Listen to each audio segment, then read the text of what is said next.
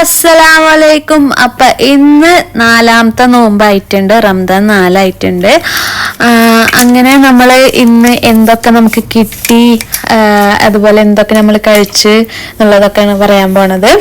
അപ്പോൾ വീഡിയോ ഫുള്ളായിട്ട് കാണണം. ഇപ്പൊ തന്നെ ലൈക്ക് ചെയ്യും. നിങ്ങൾ ലൈക്ക് ചെയ്യാണ്ടാണ് വീഡിയോ കാണുന്നതെന്ന് എനിക്ക് മനസ്സിലാവുന്നുണ്ട്. അപ്പൊ ലൈക്ക് ചെയ്യുക. പിന്നെ അതുപോലെ തന്നെ സബ്സ്ക്രൈബ് ചെയ്യാണ്ടാണ് കാണുന്നതെന്നുണ്ടെങ്കിൽ ഒന്ന് സബ്സ്ക്രൈബ് ചെയ്ത് സപ്പോർട്ട് ചെയ്യുക.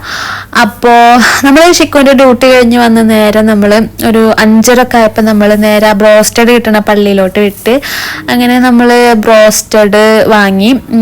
ബ്രോസ്റ്റഡ് വാങ്ങിയെന്നല്ല, ബിരിയാണി കിറ്റ് കിട്ടുക. അതുപോലെ തന്നെ നമ്മൾക്ക് ബ്രോസ്റ്റഡിന്റെ ഒരു ബോക്സും കിട്ടിയിട്ടുണ്ടായിരുന്നു കേട്ടോ. അങ്ങനെ പക്ഷെ ഞങ്ങൾക്ക് രണ്ടുപേർക്കും അതും ഞങ്ങൾക്ക് തികയൂല എന്തായാലും. അത് ഞങ്ങൾ വാങ്ങാൻ വയറാണ് ഞങ്ങളുടേത്. അതുകൊണ്ട് തന്നെ ഞങ്ങള് എന്താ പറയാ, വരുന്ന വഴിക്ക് ഒരു റെസ്റ്റോറൻറ്റിൽ ഇങ്ങനെ 10 dirhamsന്റെ ഒരു കോംബോ കണ്ടിരുന്നു.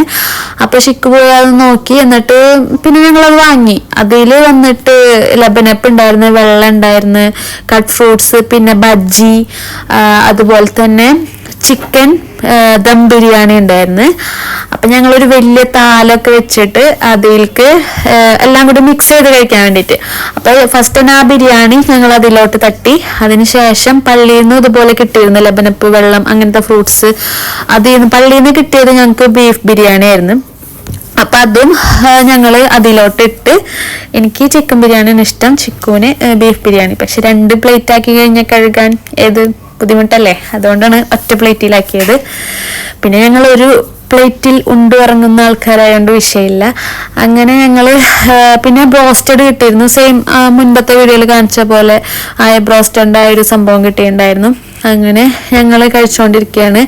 പിന്നെ ഇടയിൽ ഇച്ചൂസ് കറി ഉണ്ടായിരുന്നു. പക്ഷെ ഇച്ചൂസിന് ഫുഡ് കൊടുക്കുമ്പോൾ എന്തോ കഴിക്കണില്ല ശരിക്കും നല്ല രീതിക്ക്.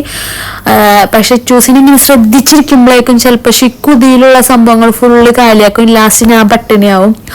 അതുകൊണ്ട് ഞാൻ വേഗം ചിക്കൻ കാലൊക്കെ ഇങ്ങോട്ട് നീക്കി വെച്ചിട്ട് ഞാൻ തന്നെ തിന്നു തുടങ്ങി.